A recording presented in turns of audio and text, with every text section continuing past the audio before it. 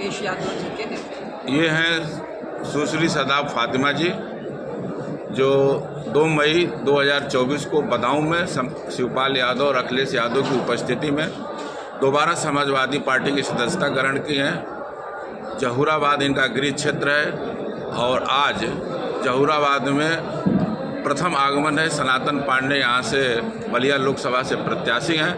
आज फातिमा जी का स्वागत समारोह है। इसी अवसर पर फातिमा जी से हम बातचीत कर रहे हैं।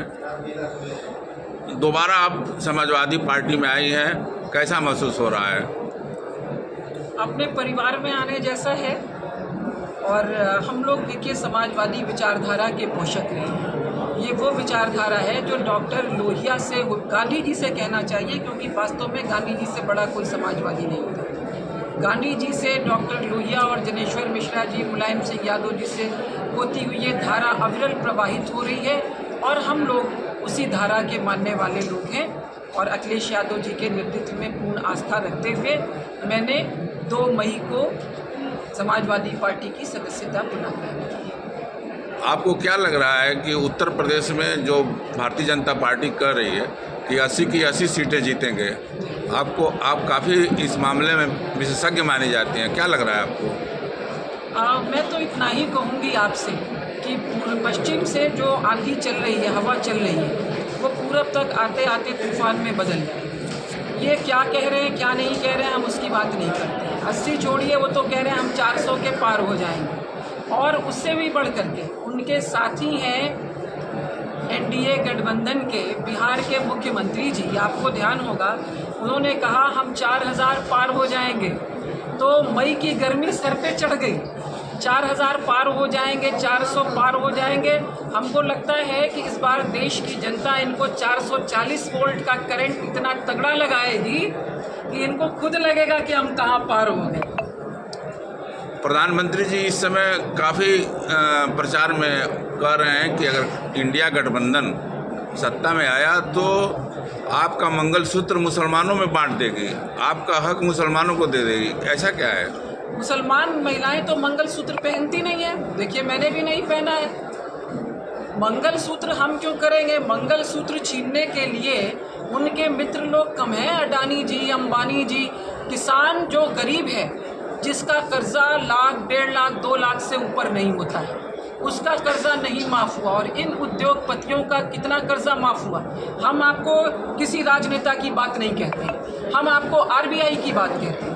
शुरू में इन लोगों ने कहा था, आरबीआई ने कहा कि हमने 35,000 करोड़ का पेट लोन माफ़ किया, फिर 60,000 करोड़ पे आए, फिर 1 लाख करोड़ पे आए। और लेटेस्ट आरबीआई की रिपोर्ट है कि हमने $10.5 ट्रिलियन, आप इसे नोट कर लीजिएगा, $10.5 ट्रिलियन का कर्जा माफ़ किया है।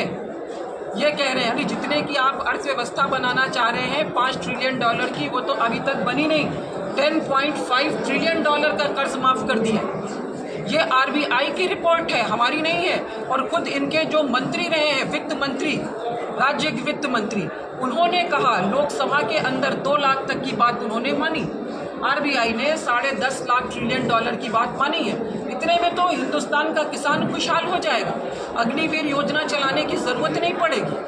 1.5 लाख पद फौज में खाली हैं, वो क्यों नहीं भरे जा रहे हैं? आप उनको इस तरह से लटका के रख रहे हैं। इस सरकार में ना तो नौजवान सुरक्षित है, 30 लाख नौकरियां खाली हैं, पेपर लीक हो रहा है, और महिलाएं तो एकदम असुरक्षित हैं। मैं आपसे कह रही हूँ, बीएचयू में जो उन लड़कियों के साथ में हुआ, उसमें कौन लोग थे बलात्कारी? वो भारतीय जनता पार्टी के पदाधिकारी थे। बृजभूषण शरण सिंह, जिनके खिलाफ देश की बेटियां, जिन्होंने स्वर्ण पदक जीते थे, साक्षी मलिक, फोगाट, ये सब धरने पे बैठी थी। क्या हुआ उसका? 3 चरण तक इंतज़ार किया गया ताकि वहाँ वोटिंग हो जाए। वोटिंग हो गई, 3 चरण की वोटिंग हुई और बृजभूषण शरण जी के बेटे को टिकट दे दिया गया। वो घी कहाँ गया खिचड़ी में? बृजभूषण जी लड़े या उनका बेटा लड़े? और अभी बंगाल के गवर्नर, आप बताएं, राजभवन की महिला कर्मचारी ने रिपोर्ट दर्ज करवाई है कैलकाटा के थाने में कि मेरा यौन शोषण हुआ है। अगर गवर्नर जैसे पर राज्यपाल जैसे महत्वपूर्ण पदों पर बैठे हुए लोग इस तरह की बातें करेंगे और फिर भी वो अपने पद पर बने रहेंगे, तो आप बताएं ये लोकतंत्र कहाँ जाएगा? तो ये चुनाव लोकतंत्र और देश की रक्षा का चुनाव है। खतरा मुसलमानों से नहीं है। कितना किसने क्या दे दिया? क्यों मंगलसूत्र बिकेगा भाई? 73,000 रुपये का 10 ग्राम सोना इस सरकार में हो रहा है। लोगों की बेटियों की शादी हुई है, दे पाए क्या लोग मंगलसूत्र? नहीं दे पाए। प्रधानमंत्री जी कह रहे हैं 400 पार, और दूसरा बात ये कह रहे हैं कि अगर घमंडिया गठबंधन सत्ता में आया तो राम मंदिर पर बाबरी मस्जिद का ताला लगा देगा। क्यों लगा देगा ताला? हमेशा इंडिया गठबंधन के लोगों ने कहा कि जो सर्वोच्च न्यायालय का फैसला होगा हम उसके साथ में हैं, और वो लोग उसके साथ में थे और हैं, तो ताला क्यों लगाएंगे उसके ऊपर? हाँ, एक बात ज़रूर है, ये जो बात ये लोग कर रहे हैं कि मुसलमानों को, अब 400 पार की बात नहीं हो रही है, अब बात हो रही है मुसलमानों की। अब तो अंबानी अडानी को भी कह रहे हैं कि टेम्पो भर भर के रुपया दे रहे हैं। अब पता नहीं कौन उसका ड्राइवर है उस टेम्पो का, कल हो सकता है कि ट्रक में भर भर के जाने लगे। तो वो बातें हम नहीं करते, लेकिन ये ज़रूर कहेंगे कि रक्षा मंत्री जी ने कहा कि सीमाएं सुरक्षित हैं। आज अरुणाचल प्रदेश के 30 स्थानों का नाम चाइना ने बदल दिया। जिस दिन इंडिया गठबंधन की सरकार बनेगी उस दिन चीन के 30 स्थानों का नाम भी नहीं बदला जाएगा। कैलाश मानसरोवर पर तिरंगा झंडा भारतीय लहराएंगे और हर हिंदू वहां फ्री में जाकर के दर्शन करने का कार्य करेगा। जौहराबाद के लिए आप क्या संदेश है? अरे अब राष्ट्रीय पर नहीं सुनेंगे? यहाँ तो लीजिए, यहाँ पर तो लीजिए, ये जो एनडीए गठबंधन है इसका डीएनए खराब है जी। इनका डीएनए ठीक नहीं है, क्योंकि इसके जो भी दल हैं ये आरएसएस की आइडियोलॉजी पे चल रहे हैं, और आरएसएस भारत की ज़मीन पर रोपा गया नाजी नस्ल का पौधा है। भारत की संस्कृति से इसका कोई लेना देना नहीं है। कभी कहा जाता है कि लोग देश को तोड़ेंगे, हम क्यों देश को तोड़ने लगे? आप आज़ादी का इतिहास उठा करके देख लीजिए, लड़ाई लड़ी है राम प्रसाद बिस्मिल ने, अशफाकुल्ला खान ने, पंडित जवाहरलाल नेहरू ने और डॉक्टर राम मनोहर लोहिया ने। इन लोगों ने आज़ादी की लड़ाई लड़ी है।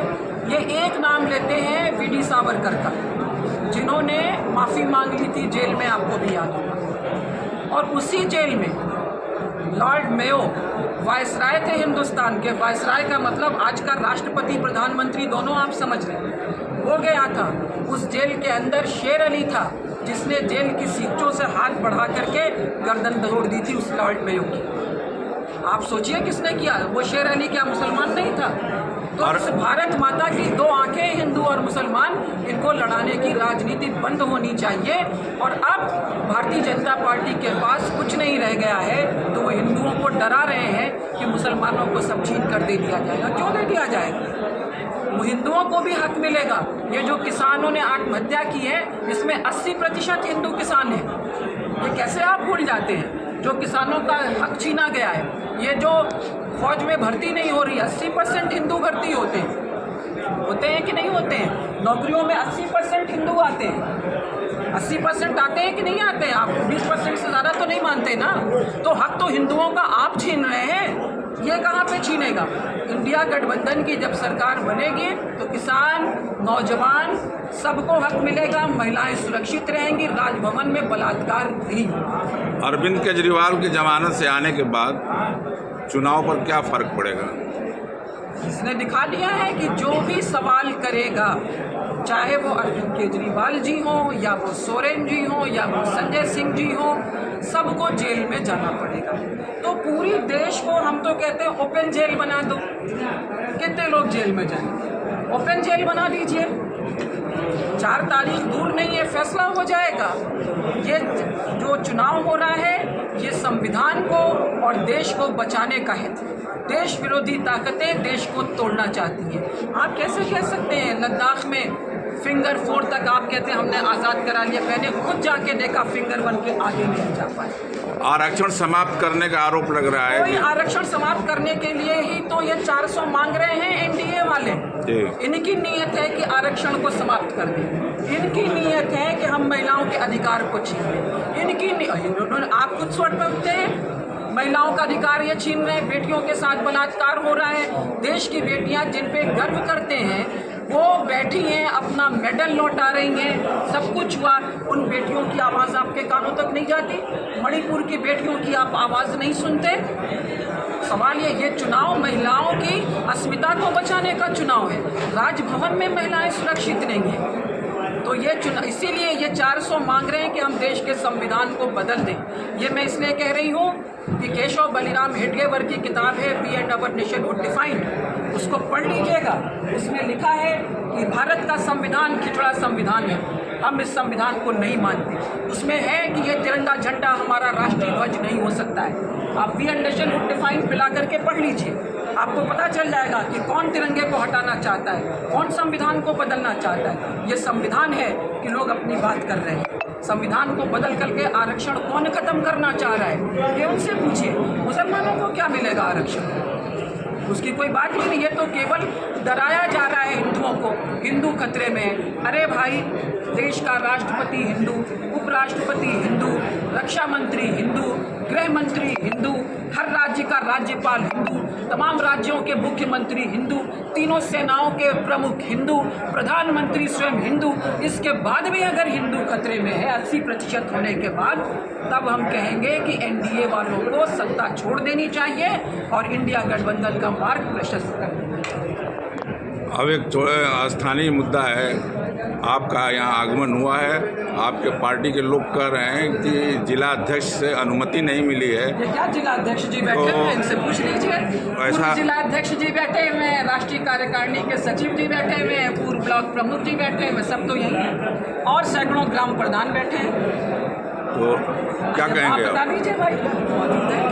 एक कार्यक्रम यहाँ पर लगा, इसकी सूचना मिली तो ये मंत्री जी पार्टी ज्वाइन की लिए कर ले, और सभी हमारे दल के नेता यहाँ अनुमति लेने की और ने अनुरोध किया। आपकी जहूराबाद की इकाई कहाँ है? यहाँ पर सब आ रहे हैं, उनके साथ हमारे विधानसभा अध्यक्ष प्रत्याशी के साथ है, वो आ रहे हैं।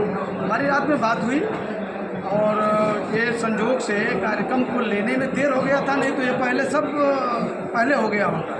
अरे आप जिला के अध्यक्ष हैं, हाथी के पैर में सबका पैर है। अरे सब लोग हैं, पूरी आप ये देख लेना, पूरा विधानसभा अध्यक्ष। अरे यहाँ कोई वो नहीं है, 400 वाले से आप घबरा रहे हैं लग रहा है। तो ये थी सदाब फातिमा जी, आप घबरा के पूछ रहे हैं इधर। अपनी बेबाक टिप्पणी के लिए जानी जाती हैं, काफ़ी सवालों का बेबाक जवाब दिया है। खबर आर पार से अनिल सिंह, गाजीपुर से। धन्यवाद।